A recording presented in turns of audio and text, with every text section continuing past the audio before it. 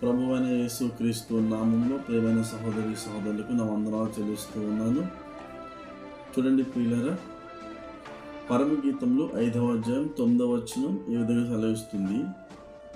వేరు ప్రియుని కన్నా నీ ప్రియుని విశేషమేమి?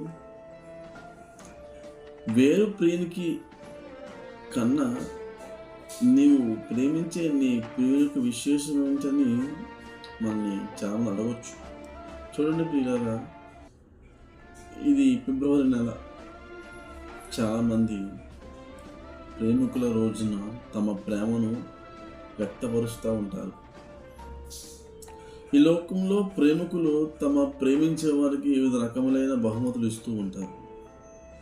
అయితే ప్రియులారా, వేరు ప్రియుని కన్నా మన ప్రియుని విశేషం ఏమిటో తెలుసా?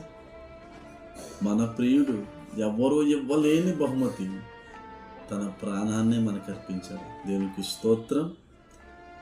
ఆయన ఆ కలువరి శిలువలో తన ప్రాణాన్ని పెట్టి తన రుధిరాన్ని చిందించి మన పాపములు, మన దోషములు, మన అపరాధముల కొరకు ఆయన నలుగుగొట్టబడి మరణించి తిరిగి లేచిన గనుడు. దేవునికి స్తోత్రం.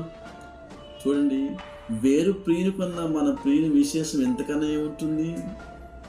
మన ప్రియుడు ధవలవర్ణుడు, రత్నవర్ణుడు, 10,000 మందిలో ఆయన గుర్తింపవచ్చునని వాక్యం సెలవిస్తూ ఉంది. చాలామంది లోక ప్రేమలో తమ ప్రేమించే వారిని ఒక హీరో కింద, హీరోయిన్ కింద చూసుకుంటారు. కానీ వీరందరికన్నా, ఈ ప్రియుల కన్నా మన ప్రియుడు గొప్ప విశేషం కలిగిన ప్రేమామయుడు, నిజమైన ప్రేమికుడు యేసుక్రీస్తు ప్రభువారు. దేవుని మహిమ కలుగును గాక.